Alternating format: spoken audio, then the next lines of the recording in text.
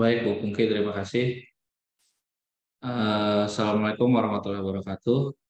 Waalaikumsalam warahmatullahi wabarakatuh. Mohon izin saya share screen ya.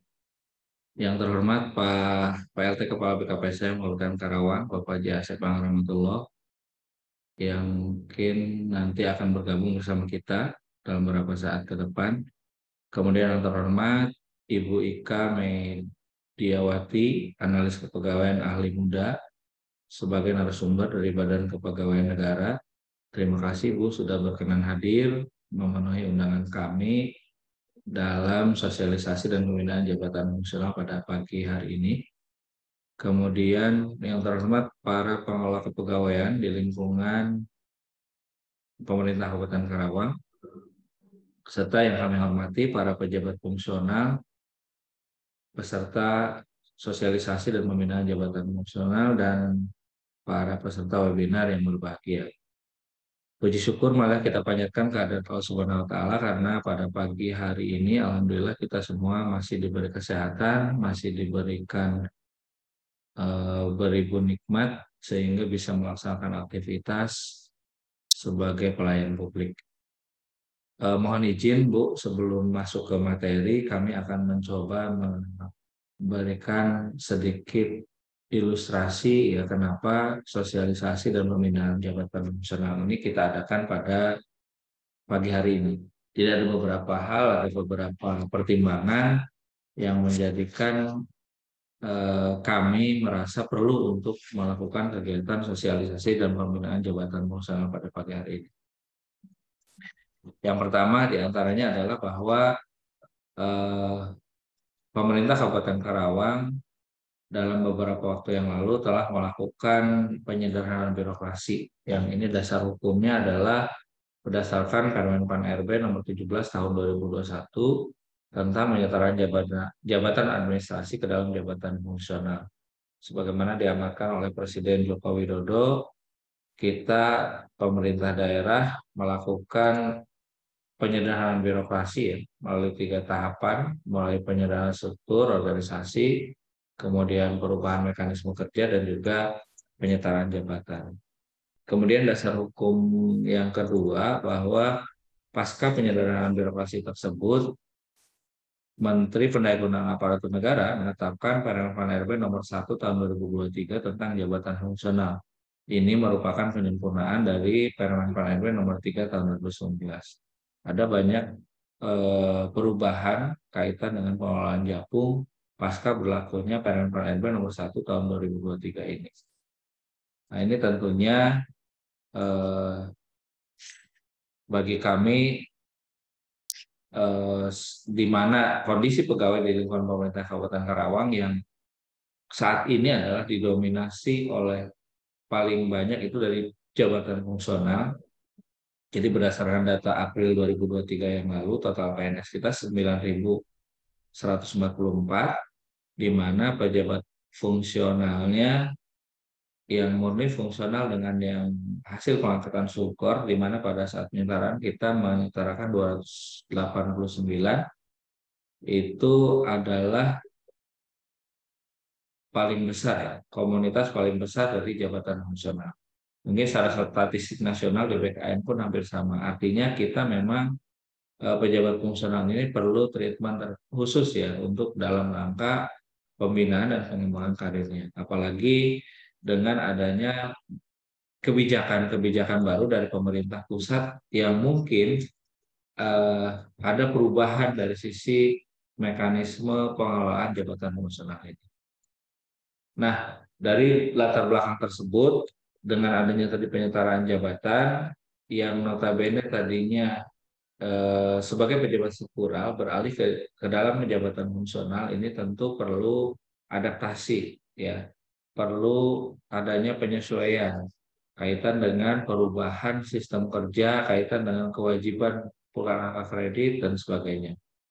Di mana tadi kami menyetarakan sekitar 289 pegawai dari pejabat pengawas dan 3 diantaranya adalah pejabat administrator yang ada di Dinas Pelayanan Terpadu.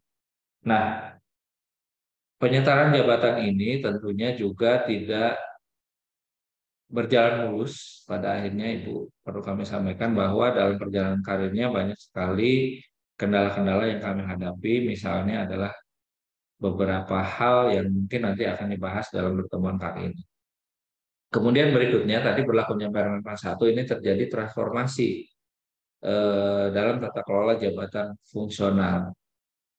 Adanya simplifikasi ruang lingkup tugas jabatan fungsional, kemudian penilaian kinerja yang semula pejabat fungsional itu punya kewajiban mengumpulkan dupak untuk menilai angka kredit. Dengan berlakunya Permenpan 1 ini akan penilaian kinerjanya berdasarkan ekspektasi kinerja. Nah, ini juga mungkin nanti mohon penjelasan dari Ibu Ika ya, bagaimana nanti mekanisme ke depannya kaitan dengan penilaian angka kredit jabatan fungsional yang berbasis pada ekspektasi kinerja ini. Kemudian dengan berlakunya Permenpan 1 ini ada dua mekanisme penilaian dupak ya, di mana untuk periode 1 Januari sampai 31 Desember 2022 itu masih mensyaratkan bahwa pejabat fungsional harus menilai angka kreditnya berdasarkan dupak. Kemudian setelah 1 Januari 2023, penilaian angka kredit berdasarkan konversi predikat evaluasi kinerja tahunan. Ini sebagaimana ketentuan dalam pasal 59 Permenpan RB nomor 1 tahun 2023 tentang jabatan fungsional. Nah, adapun yang menjadi kegalauan kami bersama sehingga acara ini dilaksanakan barangkali Bu, yaitu ketentuan dari pasal 58 Permen RB nomor 1 tahun 2023 di mana dijelaskan bahwa tadi pejabat fungsional masih harus melakukan penilaian angka kredit ya. Mungkin juga bisa dikatakan ini penilaian angka kredit yang terakhir yang menggunakan dupak gitu ya.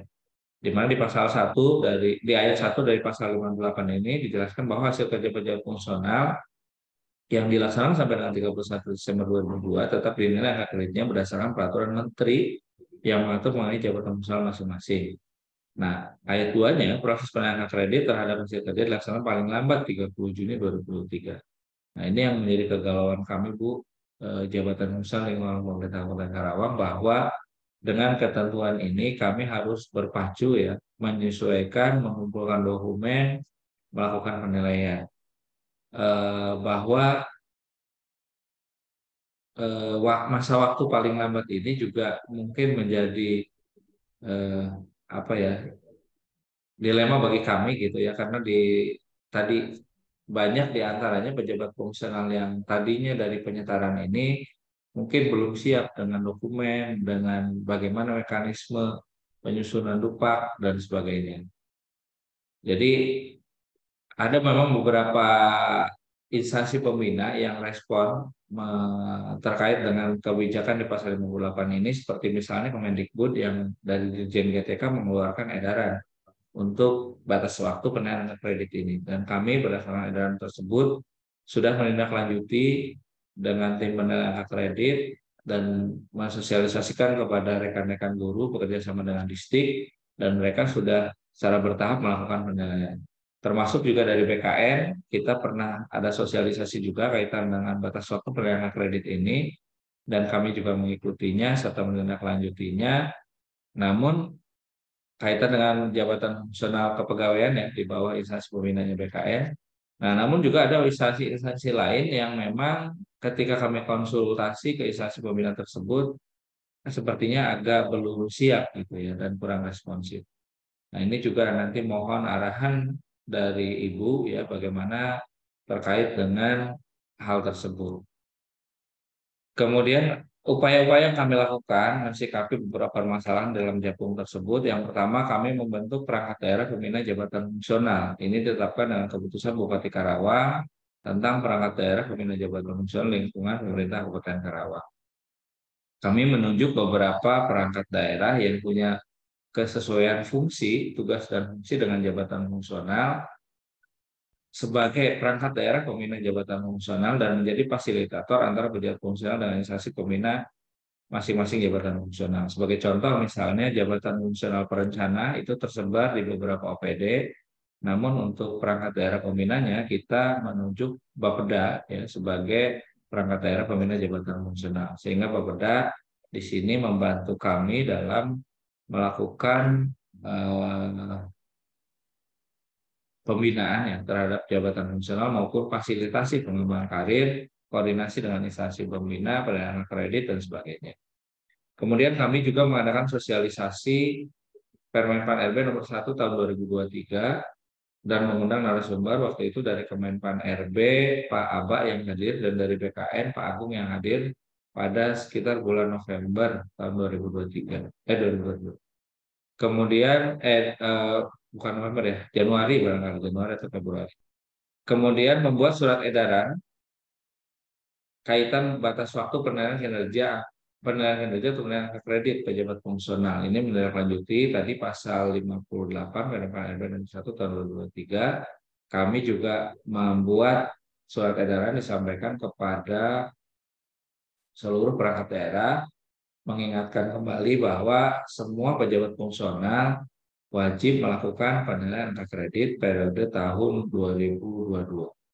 Dan kami juga melakukan sosialisasi setiap ada kegiatan, mengumpulkan uang kepegawaian, melakukan sosialisasi dan pembinaan jabatan fungsional kepada masing-masing perangkat daerah.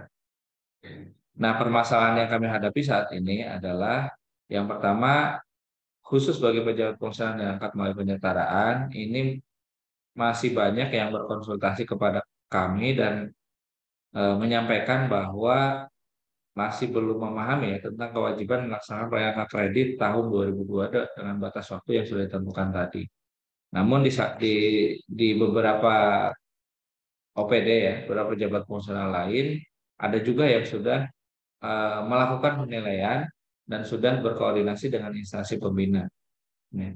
Nah, mungkin kami perlu arahan dari Ibu bagaimana terkait dengan nanti bisa memberikan penjelasan kepada teman-teman pejabat fungsional yang masih merasa kebingungan nih dengan batas akhir penilaian angka kredit ini. Kemudian apakah ada sanksi ya apabila pejabat fungsional ini tidak melakukan penilaian angka kredit yang sudah ditetapkan tersebut? Kemudian dampaknya apa bagi yang bersangkutan? Mungkin seperti itu. Kemudian beberapa instansi pembina seperti tadi disampaikan juga memiliki perlakuan yang berbeda terhadap fasilitasi pengembangan karir pejabat fungsional. Kami sudah berkoordinasi dan konsultasi kepada beberapa instansi pembina jabatan fungsional tadi sesuai dengan SK Bupati tentang perangkat daerah pembina jabatan fungsional. Namun respon dari instansi pembina beragam. Ada yang responsif, mengakomodir, membantu, memberikan solusi. Namun ada juga yang sepertinya di sana juga belum siap seperti itu. Kemudian kaitan dengan batas akhir penilaian kredit ini, bagaimana konsekuensinya sehingga seandainya nanti ada pejabat fungsional yang tidak melakukan penilaian kredit pada tahun 2002 tersebut, apakah ada sanksi atau dampak bagi pengembangan karir yang bersangkutan ke depannya? Termasuk misalnya bagaimana dengan pejabat fungsional hasil penyetaraan yang ternyata yang bersangkutan saat ini misalnya sudah tidak lagi menjabat jabatan fungsional karena mungkin dipromosikan menjadi pejabat struktural seperti itu atau dialihkan menjadi pejabat struktural. Misalnya dia di 2022 hanya mencapai beberapa bulan. Apakah ini juga wajib mengumpulkan angka kredit? Kemudian bahwa pejabat fungsional penyetaraan sesuai ketentuan diberikan poin angka kredit 25% dari angka kredit kumulatif untuk kenaikan pangkat setingkat lebih tinggi. Nah, kami juga mohon penjelasan nanti dari Ibu apakah angka kredit 25% ini kapan bisa diklaim? Apakah bersamaan pada saat perhitungan angka kredit tahun 2022 ini? Jadi berapa dupak hasil penilaiannya ditambah 20% atau nanti ini diklaim 20% itu pada saat yang bersangkutan akan mengajukan kenaikan pangkat.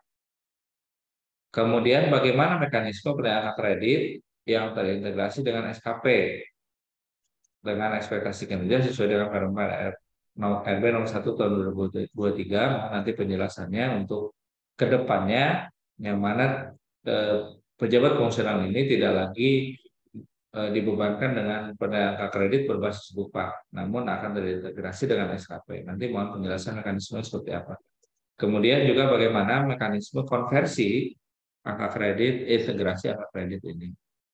Mungkin itu beberapa hal Ibu yang saat ini kami hadapi, bahwa dengan adanya beberapa kebijakan baru dari pemerintah pusat, tentunya ini dalam perjalanannya terdapat dinamika dan kendala, baik kendala teknis maupun administratif yang dialami kami di daerah.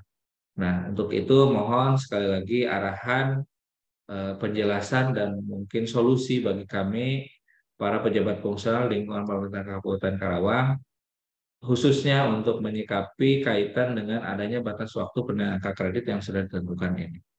Demikian sebagai pengantar dari saya, Bu. Nanti mungkin akan lebih banyak diskusi dari rekan-rekan. Saya harap juga teman-teman pengelola kepegawaian maupun pejabat fungsional yang mengikuti sosialisasi pada hari ini bisa menyimak dengan baik, dan kalau ada hal-hal yang perlu dikomunikasikan silakan langsung ditanyakan.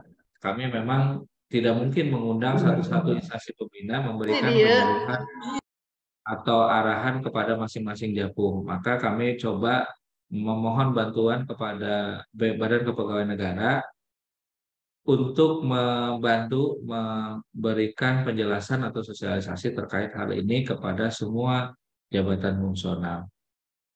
Demikian mungkin yang bisa saya sampaikan. Selanjutnya kami mohon arahan dan penjelasan dari Ibu terkait dengan mengomentari jabatan fungsional pasca penyederhanaan birokrasi dan berlakunya Permen 1 tahun 2023 tentang jabatan fungsional, khususnya juga terkait dengan batas akhir penerimaan hak kredit.